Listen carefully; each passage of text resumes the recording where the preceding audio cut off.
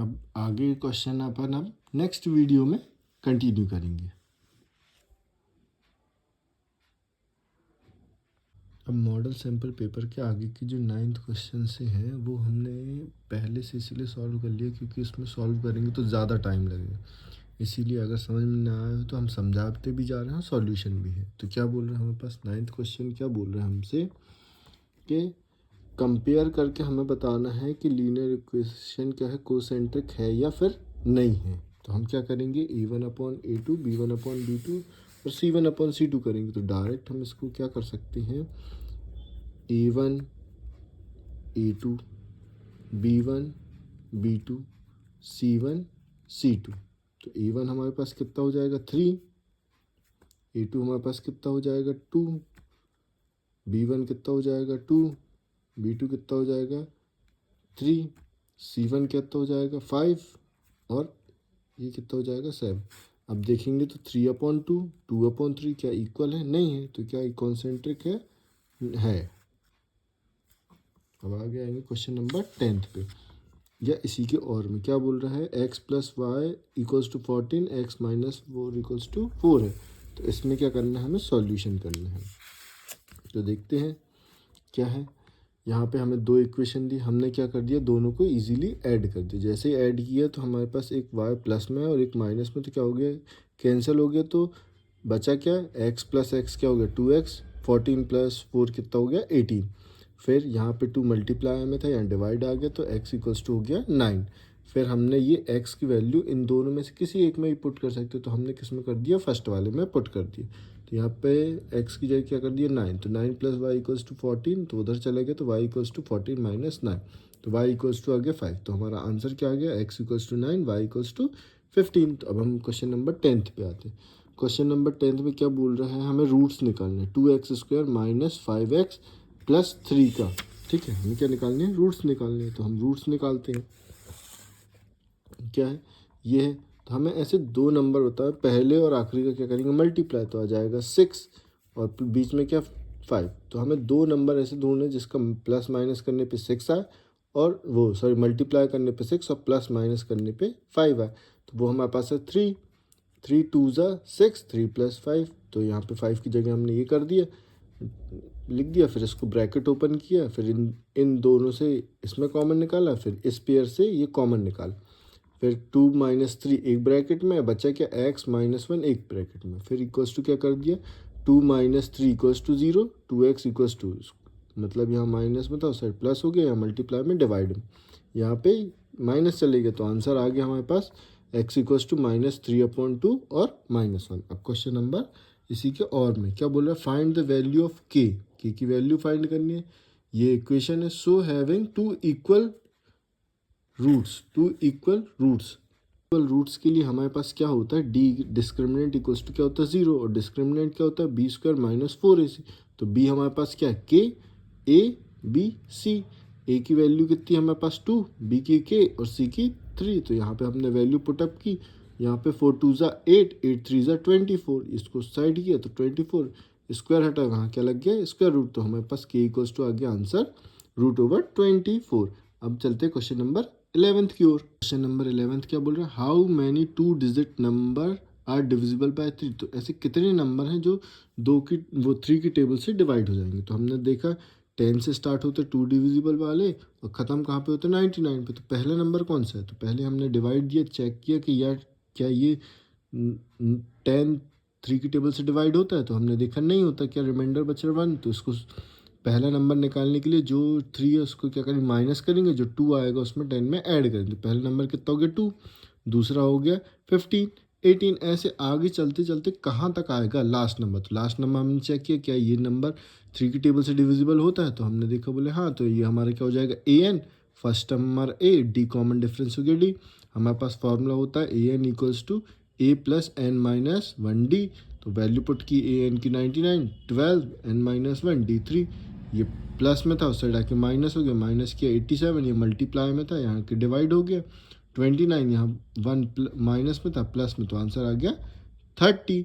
अब इसी का और क्वेश्चन क्या बोल रहा है हमारे पास, क्या बोल रहा है AP है जिसमें a की वैल्यू 5, d की वैल्यू 3 और an की वैल्यू 50 दी है। तो हमें क्या निकालना है, एन की वैल्यू निकालनी है। तो देखते हैं क्या है, ए ये दिया हो तो फॉर्मूला हमारे पास सेम है, A N equals to A plus N minus one D. A N की वैल्यू 55, एन माइनस वन, ये साइड चला गया -50, ये 45, ये मल्टीप्लाई में डिवाइड में, एन माइनस वन माइनस में प्लस में, ये आ गया हमारे पास आंसर 16। ठीक है, अभी तक हमने 11th क्वेश्चन कर लिया है। अब क्या करेंगे 12th क्वेश्चन।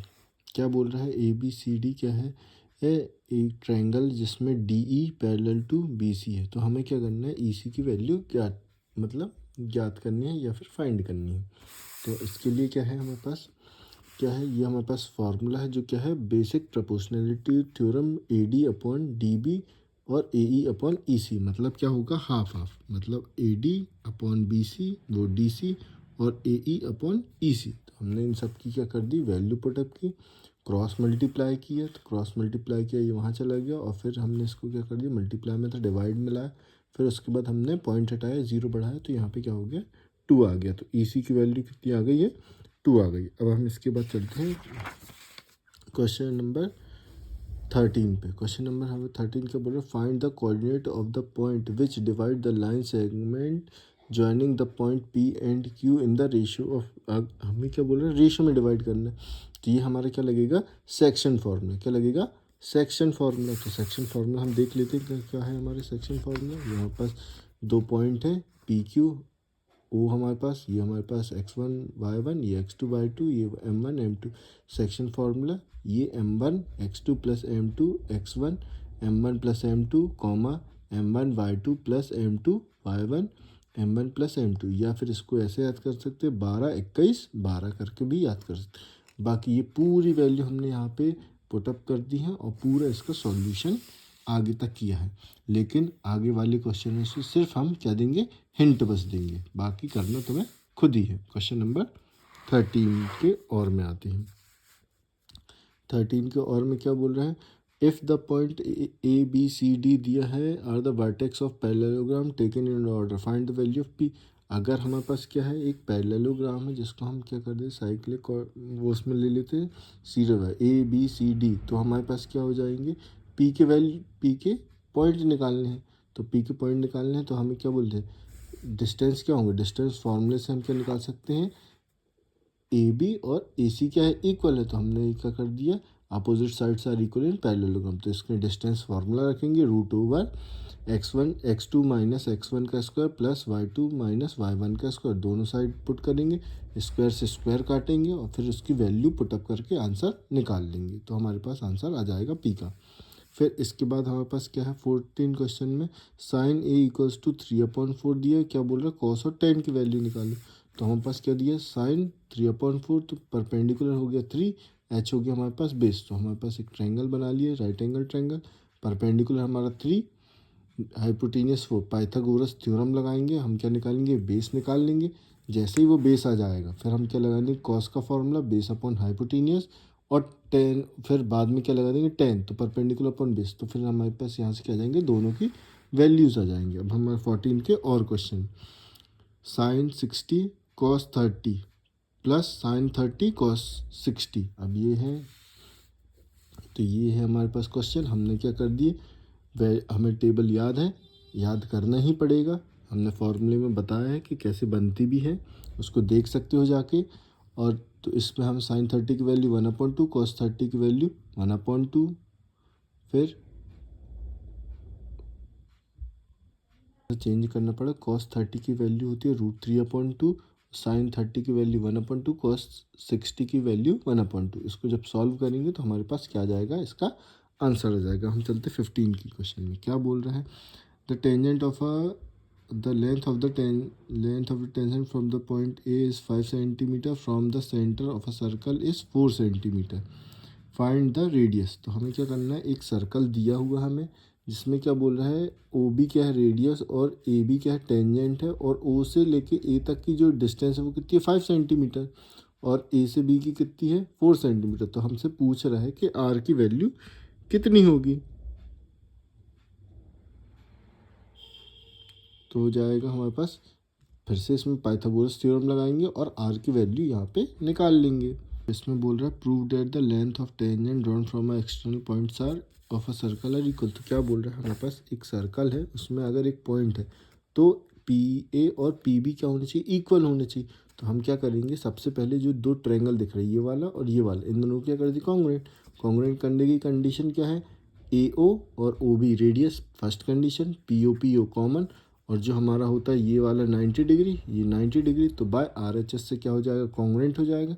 फिर by C P C T से A P equals to P B से हम निकाल सकते हैं। इसको तुम लोग खुद कर सकते हो, ये सिर्फ हिंट के लिए है। क्वेश्चन नंबर 16 पे आते हैं। क्वेश्चन नंबर 16 बोलता है Savita and Hamida are two friend, what is the probability that both will be different birth. और सेकंड में पूछा है सेम बर्थ। डिफरेंट बर्थ होगा मतलब कोई एक ना एक क्या होगा, नहीं होगा एक दिन। तो पहले देख ले टोटल दिन कितने हैं, यहाँ क्या बोल रहा है, ignoring leap year, leap year को इग्नोर कर दे। नंबर ऑफ आउटकम कितना आ गया, 365 होगा, जिसमें से नंबर ऑफ आउटकम कितना है, 365, लेकिन एक नहीं होगा, एक होगा, लेकिन इसमें पूछा नहीं होगा, ठीक है। डिफरेंट बात तो हो गया 64, तो प्रोबेबिलिटी क्या हो जाएगा, 364 अपॉन 365। और सेकंड में पूछ रहा है हमसे, क्या पूछ रहा है, सेम बर्थ, क्या पूछ रहा है, सेम बर्थ।